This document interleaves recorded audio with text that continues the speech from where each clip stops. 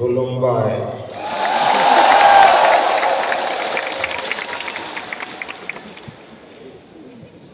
असम के गवर्नर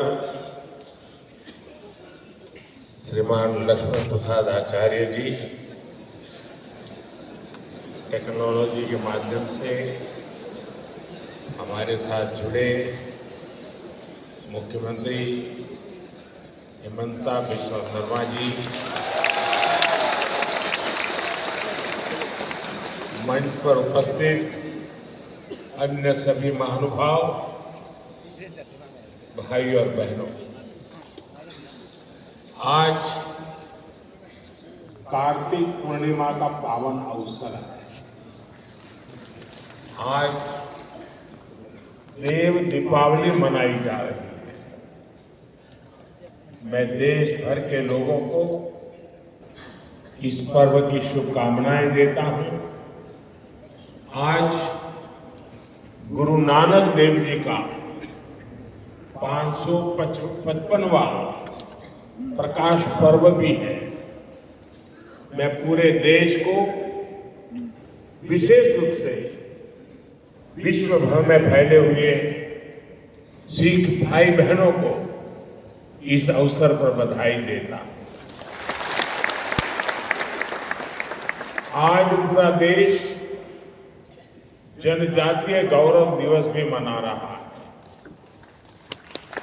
आज ही सुबह में बिहार में जमुई में भगवान बिरसा मुंडा की 150वीं जयंती के कार्यक्रम में शामिल हुआ और अब शाम संस्कृति के, समृद्धि के नए भविष्य का उत्सव मनाने के लिए जुटे सभी बोडो साथियों का मैं यहां अभिनंदन करता हूं।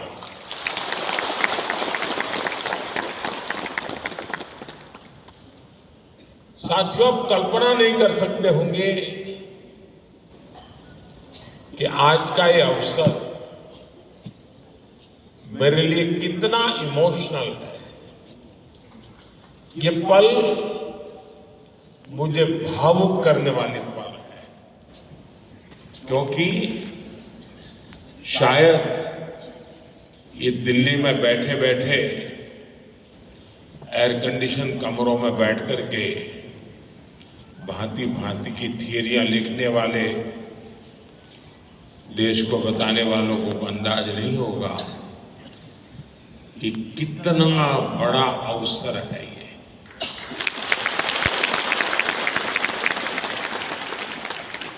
50 साल का रक्तपात, 50 साल तक हिंसा, 3-4 पीढ़ी के युवा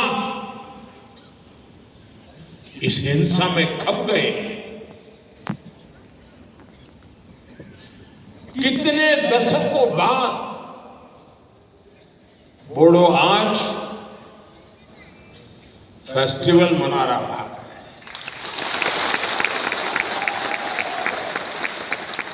और रणचंडी नृत्य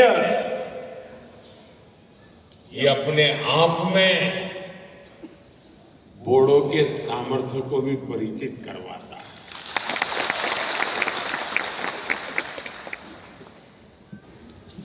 और मुझे नहीं पता कि दिल्ली में बैठे हुए लोगों को इन चीजों का महत्व समझ आता होगा, और ये ऐसे ही नहीं हुआ है। बड़े धैर्य के साथ एक एक गांठ को उकेलते उकेलते उसको ठीक करते करते करते आज आप सबने एक नया इतिहास रच दिया है।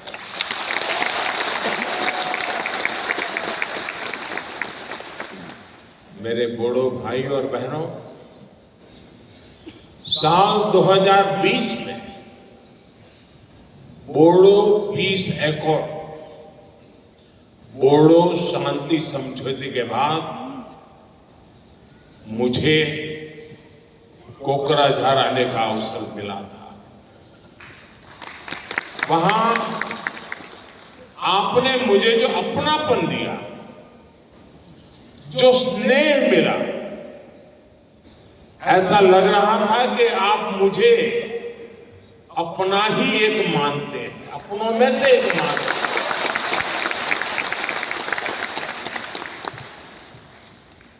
वो पल मुझे हमेशा याद रहेगी। लेकिन उससे ज्यादा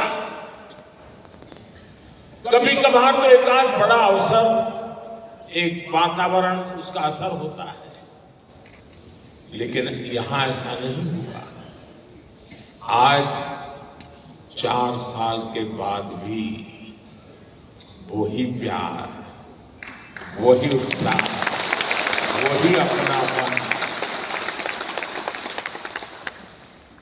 कोई कल्पना नहीं कर सकता साथियों कि मन को कितना भावुक बना देता है। और उस दिन मैंने अपने बोडो भाइयों और बहनों को कहा था कि बोडोलैंड में शांति और समृद्धि की सुबह हो चुकी है।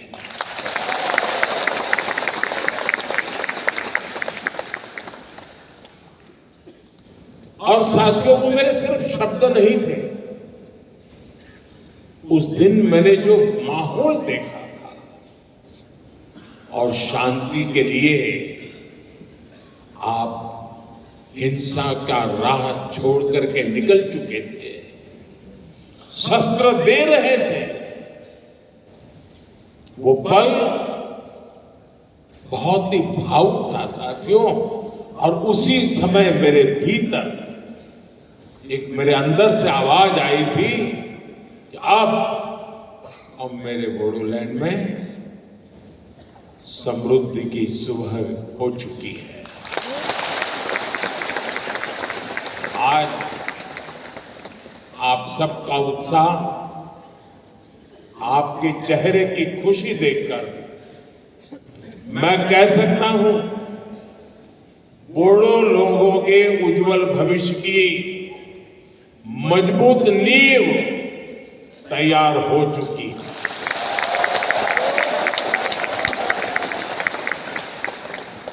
पिछले 4 वर्षों में बोडोलैंड में हुई प्रगति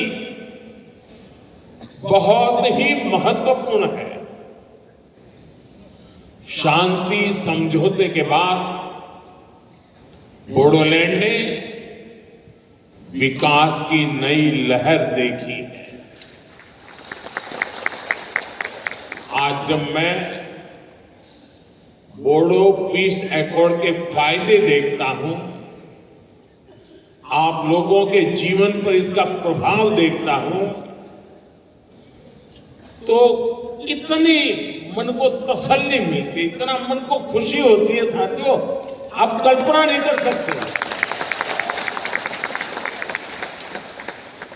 आप पल भर सोचिए, कोई मां उसका इकलौता बेटा, और उस मां ने बहुत लालन पालन से बड़ा किया हो बेटे को, और बेटा अन्य साथियों से मिलकर के हाथ में हथियार लेकर के मां को छोड़ करके जंगलों में भटकता हो, उसने जो राह चुनी है उसको पाने के लिए किसी की भी हत्या करने पर तुला हुआ हो, मां बेबस होकर के निराशा में दिन काट रही हो, और एक दिन पता चले कि मां तेरा बेटा उन शस्त्रों को छोड़ करके अब तेरे पास वापिस आया है। आप कल्पना कीजिए उस दिन उस मां को कितना आनंद होगा। आज पिछले 4 साल से मैं वो ही आनंद की अनुभूति करता हूं। मेरे अपने, मेरे नौजवान साथी मेरी प्रार्थना को स्वीकार करके वापस लौट आए और अब हिंदुस्तान का भविष्य बनाने में कंधे से कंधा मिलाकर के मेरे साथ काम कर रहे हैं। ये मेरे जीवन की बहुत बड़ी घटना है साथियों। मेरे मन को बहुत तसल्ली देने वाली घटना है और इसलिए मैं आपका जितना अभिनंदन करूं उतना कम है। और साथियों, बोडो शांति समझौते का लाभ